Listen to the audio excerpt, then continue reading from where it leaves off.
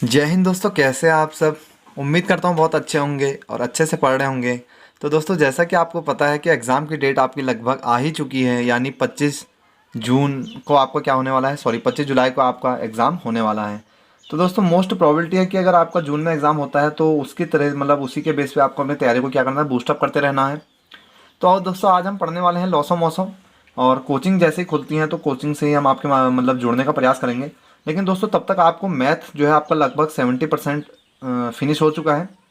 तो आप क्या करिए दोस्तों, 60 से 70% मैथ जितना भी हो चुका है इसको कंप्लीट पढ़ लीजिए। इसके बाद जितना हो सकता है हम कोचिंग के थ्रू आपको क्या कर देंगे, कवर करवा देंगे। तो दोस्तों, एक सपना जो संजोया है उसको पूरा करने के लिए पढ़िए और अच्छे से पढ़िए, जुड़े रहिए।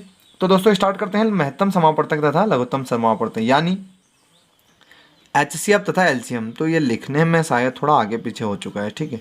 तो महत्तम समापवर्तक को कहते हैं HCF तथा लघुत्तम समापवर्तक को कहते हैं LCM, ठीक है। तो दोस्तों, महत्तम समापवर्तक का मतलब होता है हाईएस्ट कॉमन फैक्टर और LCM का मतलब होता है लघुत्तम समापवर्तक का लीस्ट कॉमन मल्टीपल।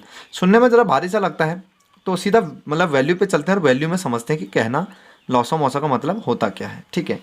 तो दोस्तों, सबसे पहले महत्तम समापवर्तक देख लेते हैं और महत्तम समापवर्तक को याद करने की तरीके देख लेते हैं कि महत्तम समापवर्तक कैसे कैसे निकाला जाता है। तो दोस्तों, महत्तम समापवर्तक का मतलब क्या होता है कि वह बड़ी से बड़ी संख्या, थोड़ा ये डेफिनेशन पे गौर करिएगा, इसी पे पूरी लॉस ऑफ मौसा आपका डिपेंड होता है। वह बड़ी से बड़ी संख्या जो दी गई दो या दो से अधिक संख्याओं को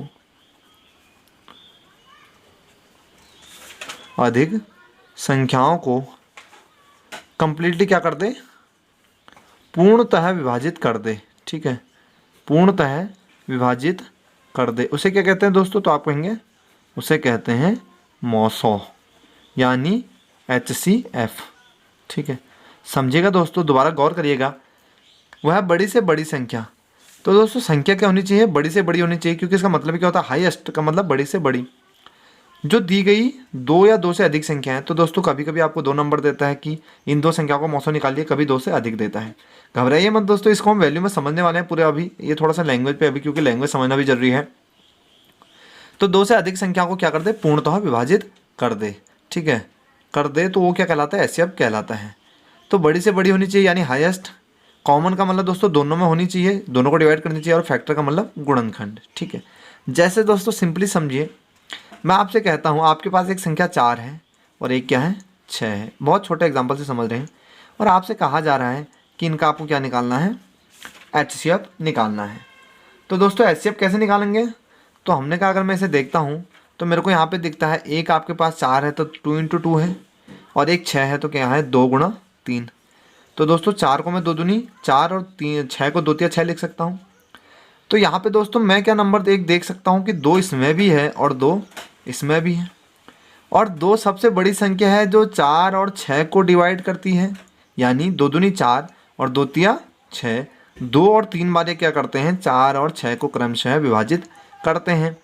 अगर ये दोस्तों, क्या 4 और मतलब 2 से क्या बड़ी संख्या कोई ऐसी है क्या जो 4 और 6 को विभाजित कर सके, तो हम कहेंगे नहीं, 2 से कोई भी ऐसी बड़ी संख्या नहीं है जो 4 और 6 को विभाजित कर सके। क्योंकि दोस्तों 3 पे जाएंगे तो हम कहेंगे 3 4 को डिवाइड नहीं करता लेकिन 6 को करता है। उसी प्रकार 4 खुद 4 को कर देगा लेकिन 6 को नहीं करता। और दोस्तों, इससे ऊपर मैं नहीं जा सकता क्योंकि 4 क्या है, मेरी एक संख्या ही है, तो 4 से ऊपर तो मैं नंबर वैसे भी नहीं उठा सकता। तो दोस्तों, बड़ी से बड़ी संख्या चाहिए और दोनों को क्या करनी चाहिए, कंप्लीटली डिवाइड भी करनी चाहिए। समझते हैं एग्जाम्पल से। तो दोस्तों, आपसे कहा जाता है अगर 16 और आपको एक संख्या दी है 12, इनका आपको क्या निकालना है, लॉसो निकालना है यानी LCM निकालना है। तो कैसे निकालेंगे, तो हमने कहा मैं इसके गुणनखंड अगर बनाऊँ तो मैं देख सकता हूँ 2 दूनी 4, सॉरी 2 दूनी 4 दूनी 8 दूनी 16। और वहीं पे दोस्तों मैं इसे लिख सकता हूँ 2 दूनी 4 या 12, ठीक है, ऐसे लिख सकता हूँ। तो आप कहेंगे दोस्तों यहाँ से दोनों में कॉमन होना चाहिए, तो मैं कहूँगा 1 2 तो यहाँ से कॉमन मिला और 1 2 यहाँ से मिला, यानी दोस्तों कॉमन अब दोनों के पेयर में से आपको एक संख्या मतलब केवल एक बार लिखना है। जैसे इन दोनों में से ये 2 दोनों में है तो 2 को एक बार लिखना है गुणा, यहाँ से भी 1 2 बाहर छट के आएगा, जोड़े में से 1, तो हमने कहा 2 दूनी 4, इसका क्या हो जाएगा दोस्तों मौसौ हो जाएगा। ठीक है, तो दोस्तों बड़ी से बड़ी संख्या होनी चाहिए और दी हुई संख्याओं को विभाजित भी करनी चाहिए पूरी पूरी, केवल फ्रैक्शन में नहीं करना चाहिए। ठीक है, तो पूरी पूरी कंप्लीटली डिवाइड करना है। दूसरी चीज़ दोस्तों, मौसौ जो होता है, आपको एक बात याद रखनी है कि आप कंफ्यूज ना हो इसके लिए, तो आप कहेंगे कि मौसौ हमेशा दी गई संख्याओं से क्या होता है, छोटा होता है। मौसौ जो होता है हमेशा दी गई संख्याओं से छोटा होता है। ये बात याद रखनी है दोस्तों, क्योंकि इसमें आप कंफ्यूज हो जाएंगे। कभी कभी आपसे क्वेश्चन पूछ ले कि मौसौ होता है दी गई संख्याओं का गुणनखंड, दी गई संख्याओं से बड़ा, दी गई संख्याओं से छोटा, या दी गई संख्याओं को घटाने से उसका अंतर। तो आपको याद रखना है कि मौसौ हमेशा दी गई संख्याओं से छोटा होता है। जैसे 16 और 12 का मौसौ क्या है, 4 है, जो कि 16 और 12 से क्या है, छोटा है। ठीक है, तो उम्मीद करता हूँ दोस्तों मौसौ इतना तो समझ में आया होगा कि लैंग्वेज क्या कह रही है। अब दोस्तों गुणनखंड की विधि समझ लेते हैं। सबसे पहला मेथड कि मौसौ निकालने के लिए सबसे पहला मेथड क्या होता है। तो दोस्तों गुणनखंड की विधि में सपोज करता हूँ कि मैं एग्जांपल लेता हूँ, हमें कहा गया है कि 24, 32 और 40 का मौसौ ज्ञात कीजिए। अब दोस्तों ऐसे क्वेश्चन आपसे कई बार डायरेक्ट एग्जाम में पूछ भी लेता है एग्जामिनर।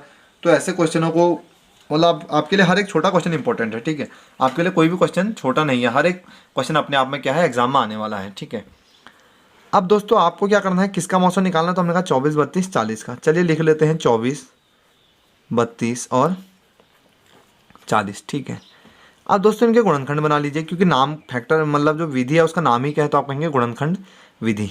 तो दोस्तों 24, 32 और 40 का अगर मैं गुणनखंड बनाता हूँ तो दोस्तों देखिए, सबसे पहले छोटा गुणनखंड 2, और जब तक दोस्तों दो के गुणा में खेल सकते हैं तब तक हम 2 में ही जाएंगे। दूनी 4, उसके बाद दूनी 8। लेकिन दोस्तों अब मैं दूना नहीं कर सकता इसको, क्योंकि 2 दूनी 4 दूनी 8 करूँगा तो दूनी 16 हो जाएगा, और उसके बाद 16 के दूने फिर 32 ही होता है, या फिर हमको 24 नहीं मिलने वाला है। तो मैं यहाँ पे ऐसे कह सकता हूँ 2 दूनी 4 दूनी 8 और उसके बाद दिया 24। ठीक है, ठीक उसी प्रकार दोस्तों 32 के हो जाएंगे, तो आप कहेंगे 2 दूनी 4 दूनी 8, उसके बाद दूनी 16 दूना 32। ठीक है, 40 के क्या हो जाएंगे, तो आप कहेंगे 2 दूनी 4 दूनी 8 पंजे 40। ये गुणनखंड बना लेंगे दोस्तों। अब दोस्तों आपको क्या करना है, कॉमन छांटना है। तो यहाँ से कॉमन देखेंगे तो यहाँ से एक जोड़ा 2 का दिख रहा है। ठीक है, ठीक उसी प्रकार एक जोड़ा यहाँ से दिख रहा है, और ठीक उसी प्रकार एक जोड़ा यहाँ से दिख रहा है। ठीक है, तो दोस्तों जब आप कहेंगे यहाँ से जोड़े में से 1 2 हर, तो दोस्तों इस पेयर में से 1 2 यहाँ से बाहर आएगा, 1 2 इस वाले पेयर में से आएगा, 1 2 इस वाले पेयर में से आएगा। तो दोस्तों इसका जो मौसौ है कितना हो जाएगा, तो आप कहेंगे 2 दूनी 4 दूनी 8, इसका क्या हो जाएगा, मौसौ हो जाएगा। तो देखिए दोस्तों 8 या 24 डिवाइड करता है, 8 चक्को 32 डिवाइड करता है, और 8 पंजे 40 डिवाइड करता है। ये तीनों क्या हैं, 8 की टेबल में आते हैं। और उसके अलावा दोस्तों सेकंड चीज़ कि ये मौसौ क्या है, इन संख्याओं से छोटा है, क्योंकि जाहिर सी बात है जब ये इनको क्या कर रहा है, हम इससे इसमें भाग दे रहे हैं, तो ये क्या होगा, मौसौ हमेशा छोटा ही होगा। इस बात का भी आपको याद रखना है। तो दोस्तों 24, 32 और 40 का जो मौसौ निकल के आया वो कितना है, आपका 8 निकल के आता है। ठीक है, तो दोस्तों बढ़ते हैं सेकंड मेथड की ओर। उम्मीद करता हूँ ये मेथड आपको समझ में आया होगा। सेकंड मेथड जो है दोस्तों उसका नाम है भाग की प्रथम विधि। ठीक है, ये आपने बचपन में बहुत ज़्यादा किया होगा। इससे मतलब बचपन में जब 5वीं या 6वीं से हम मौसौ पढ़ते हैं, 6वीं क्लास में लौसौ मौसौ पढ़ते हैं, तो वहाँ ये मैक्सिमम इसे ही हम करते हैं, इसी विधि से।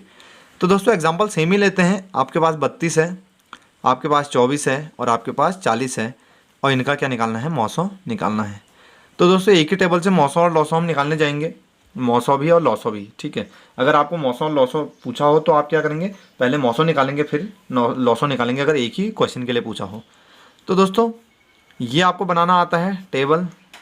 तो आप कहेंगे 24 मेरे पास 24 है, मेरे पास 32 और मेरे पास 40 है। अब आपको इसको क्या करना है, एटलीस्ट मतलब 1 तक लेके जाना है सभी को भाग दे के। ठीक है, मैं उम्मीद करता हूँ कि इतना आपको सबको आता ही होगा। ठीक है, तो आपने क्या करना है, सबसे पहले सबसे छोटी संख्या से भाग देना है मौसौ निकालने के लिए। ठीक है, या कोई भी बड़ी संख्या ले सकते हैं, लेकिन वो तीनों को डिवाइड करनी चाहिए। ठीक है, अगर आपको डायरेक्ट दिख रहा है दोस्तों, यहाँ पे आप कह सकते हैं 8 से 24, 8 चौको 32, 8 पंजे 40, ये तो 8 आ जाएगा इसका मौसौ। तो दोस्तों लेकिन तरीका जो है करने का, तो हम कहेंगे 2 12 24, 2 16 32 और 2 20 40। फिर आप क्या करेंगे, यहाँ से फिर से 2 से देंगे, तो आप कहेंगे 2 6 12, 2 8 16 और 2 दशम 20, ठीक है। फिर इससे अगले स्टेप में जाएंगे दोस्तों, तो फिर से किससे करेंगे, तो आप कहेंगे 2 से अभी भी जाता है, तो हम कहेंगे 2 तिया 6, 2 चक्को 8 और 2 पंजे 10। क्या अब ऐसी कोई संख्या है हमारे पास जो इन तीनों में से, मतलब तीनों को कंप्लीटली डिवाइड करे, तीनों को, ऐसी कोई भी संख्या है एक के अलावा जो इन तीनों को डिवाइड करे? तो दोस्तों हम कहेंगे नहीं, ऐसी कोई भी संख्या नहीं है जो 3, 4 और 5 को डिवाइड करे, बशर्ते मतलब सिवाय एक के। तो दोस्तों एक तो हो नहीं सकता, क्योंकि एक से मल्टीप्लाई करके क्या आएगी, बार बार वैल्यू उतनी ही आएगी। तो ये दोस्तों यहाँ पे आके आपकी एक कोई भी ऐसी वैल्यू नहीं मिल रही आपको आगे जो इन तीनों को डिवाइड करे, एक सिंगल वैल्यू को नहीं दोस्तों, तीनों को। तो हम कहेंगे दोस्तों यहाँ से जो वैल्यू निकल के आएगी ये क्या हो जाएगा, इनका मौसो हो जाएगा।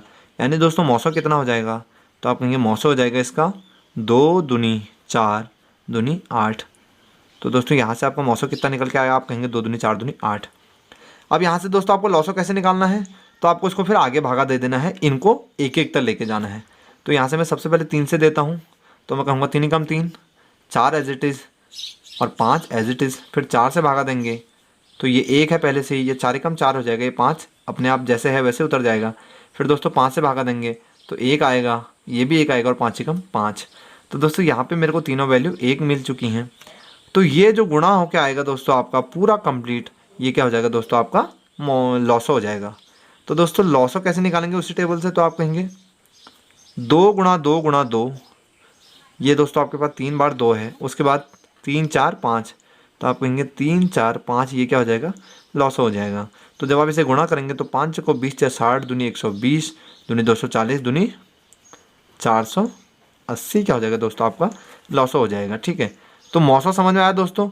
मौसो केवल आपको वहाँ तक जाना है जहाँ से कोई भी ऐसी संख्या नहीं मिलती आपको कि जो कि आपको 3 ही नंबर, क्या यहाँ पे दोस्तों केवल 3 4 होते, अगर केवल 3 4 होता तो भी हम यहीं पे रुक जाते, अगर दोस्तों यहाँ पे 7 होता तो भी हम यहीं पे रुक जाते। तो संख्याओं से मैटर नहीं करता कितनी भी संख्या हैं, अगर कोई भी ऐसी संख्या नहीं है जो सभी संख्या को डिवाइड कर रही है, तो हमको वहीं पे क्या कर देना है, रुक जाना है, और वो क्या हो जाएगा, उसका HCF हो जाएगा।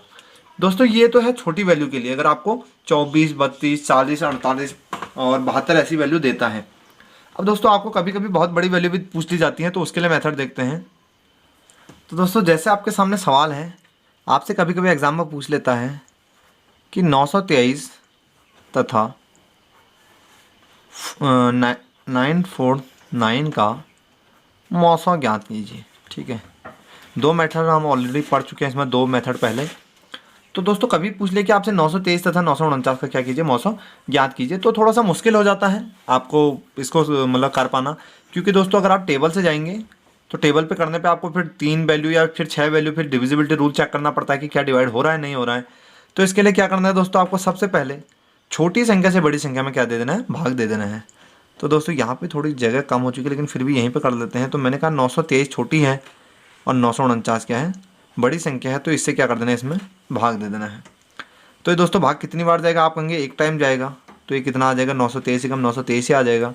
ये 6 बचता है आपके पास, और ये कितना बचता है, 2 बचता है, ठीक है। अब दोस्तों यहाँ से आपको अब क्या करना है, शेष बच गया।